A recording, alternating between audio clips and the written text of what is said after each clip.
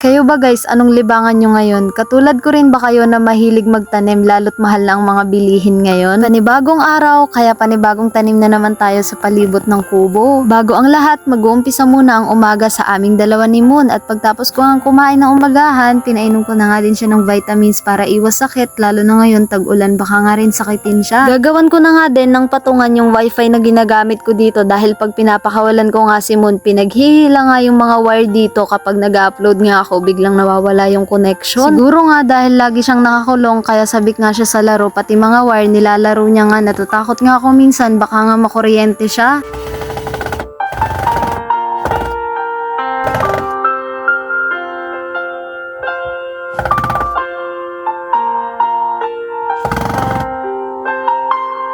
May kapiraso pa nga din palang natira na plywood nung nagpagawa ko ng CR kaya dito na nga lang din nakukuha na magsisilbing patungan ng wifi. Medyo may kahirapan pa nga itong hatiin gamit ang lagare pero hayaan nyo, makakabili rin tayo ng tools na pangkat nga sa mga ganito.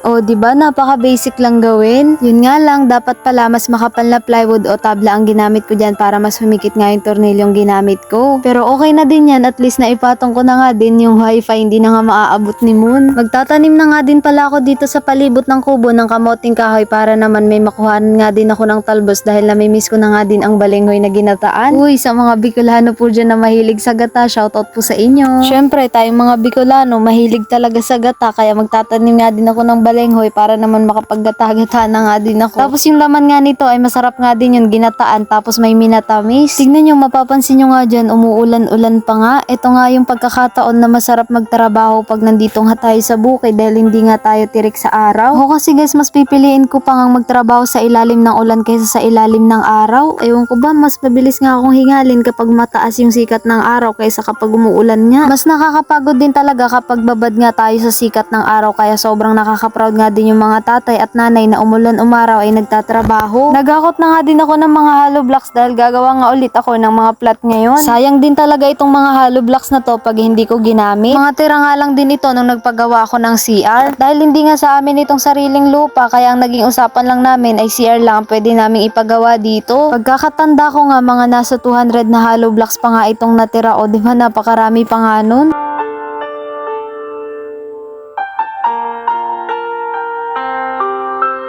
Ganito nga pala yung ginagawa ko para tumaba yung lupang pinagtataniman ko, nilalagay ko nga yung mga pinagbalatan ng gulay, prutas at kung ano-anong mga nabubulok. At dahil nagbunot-bunot nga ako ng mga damo dito kahapon sa palibot ng kubo kaya marami nga din akong damong nakuha. Bali lalagay ko na nga lang din to sa ilalim ng plat na gagawin ko ngayon. Dahil pag nabulok nga ito na nga din yung magsisilbing pataba nung itatanim ko. At eto, nagbuhat-buhat na nga din ako ng hollow blocks dito dahil ito na nga yung gagawin kong plat. Basta sipag at konting tiyaga lang din talaga ay meron na nga din tayong aanihin paglipas ng ilang araw. Hindi naman masasayang ang pagod natin kapag nga umaani na tayo at nakikita na nating namumunga yung mga tanim natin.